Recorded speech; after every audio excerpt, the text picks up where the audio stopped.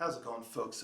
Today I'm going to be talking about the new upcoming album from the band Avaland, and the name of this album is The Legend of the Storyteller. This bad boy comes out March 31st, but y'all know, before I get into that nitty gritty, let's check out the cover. So boom, there it is.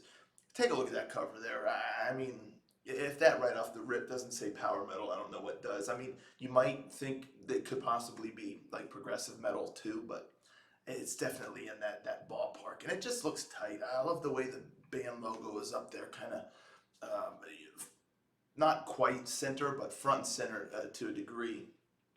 But that right there in the middle, you kind of have this like crystal ball or this orb, and this like magician or maybe the storyteller is kind of there, perhaps witnessing all of these events maybe happening, or who knows, divining something.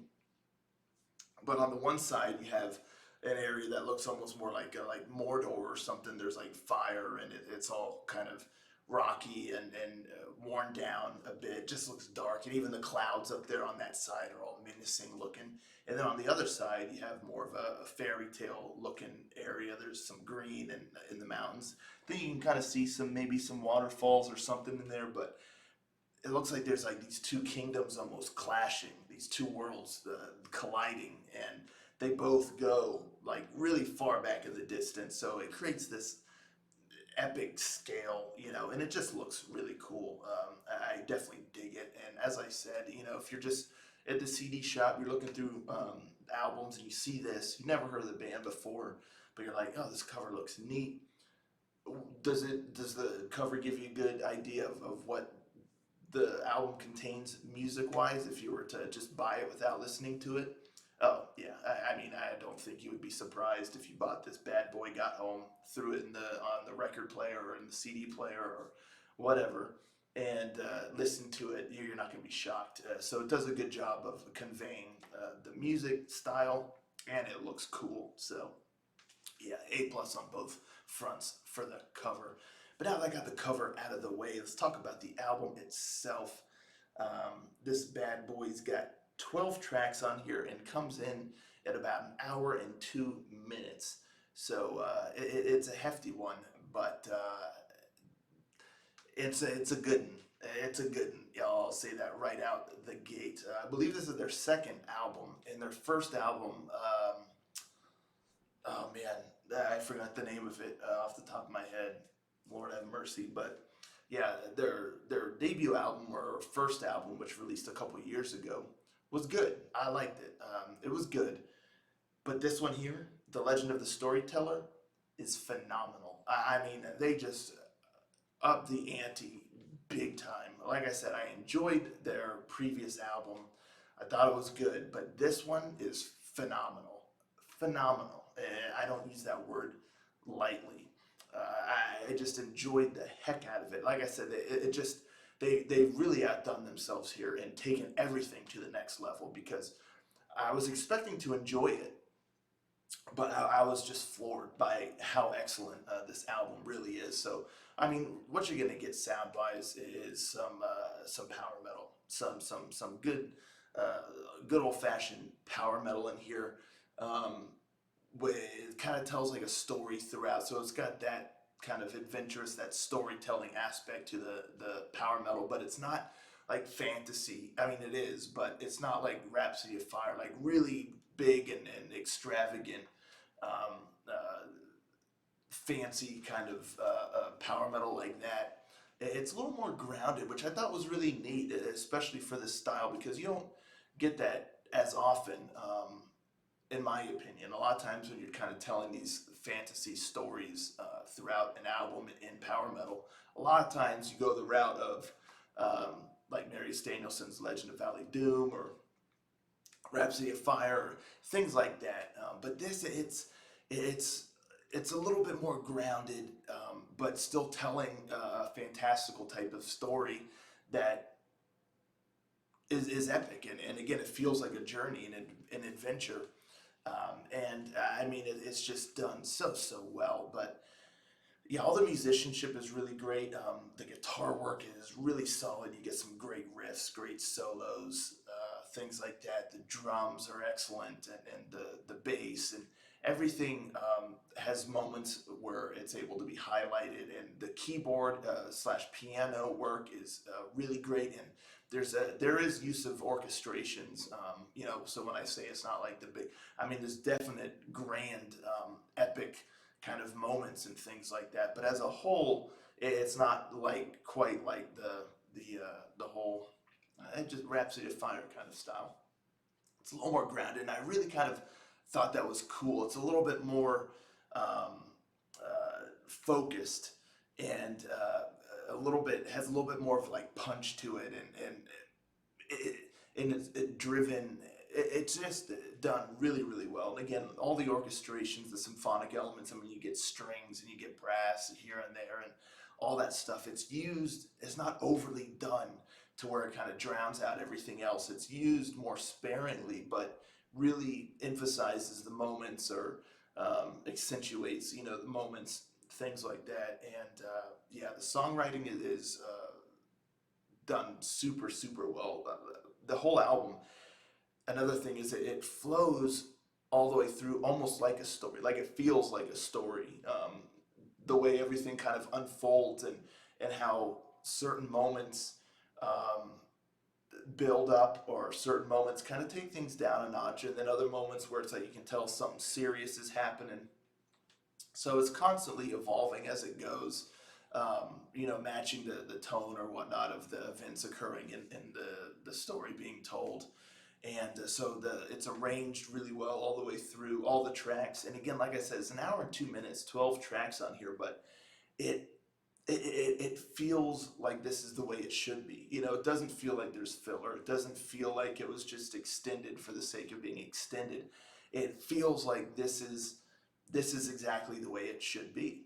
And I always really appreciate that, because sometimes when you get an hour or more, sometimes you get that filler, you get stuff like that, or repetition. But here, no, everything, it feels like it belongs, and it flows very naturally, and it flows in a very dynamic way too. That again, like a story would, it's cinematic at times, it's epic, it's heavy, it's more driven at times, and sometimes it feels menacing or oppressing, like something serious is going down, or other times it's a little more chipper, a little more lighthearted, things like that. The vocals are really good. Um, it's got a great strong voice that sometimes goes into kind of operatic, and other times is a little more direct, but there's also female vocals on here too. And at times you have the dual male and female vocals, not all the way through, but at times. And it, again, that just adds a freshness to it, and the female vocals are really excellent as well. And the two work together perfectly. And yeah, it just works great. The production was another thing that impressed me. Everything sounds really, really great. So yeah, the production, the mixing, all of that kind of stuff was done really well. Everything's nice and crisp and clear. You can hear all the individual elements, and it just has a rich, full sound, and it's just a lot of fun. Like I said, I mean, this thing, it really, really is spectacular, from start to finish. It starts out with kind of the intro song, The Vision, and it really is kind of like the build up. You kind of get some narration, sort of, that's kind of introducing you to the album, so to speak, and just kind of building things up. And from there, it goes right into Crimson Tyranny, which is just such an epic song, and that shows you right there that there's some heaviness, but then there's like some epic moments. Like the chorus is so grand.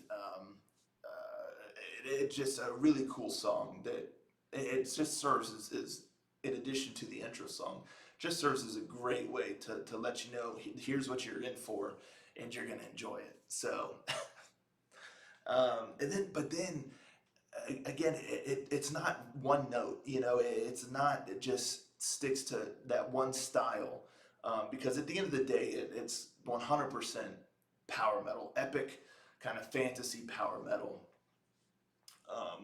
Or symphonic power metal, if you want to say too, because it's not just guitar and stuff driven. You know, there's symphonics and orchestrations and beautiful piano work. That's another thing. The keyboard work is excellent, and you know, there's some moments of just beautiful piano work that sounds just great. The album really kind of transports you to, you know, the world, and it's an experience truly. But as I was saying, you get, and then track 3 started, um, Insurrection, which is one of my favorites off the album.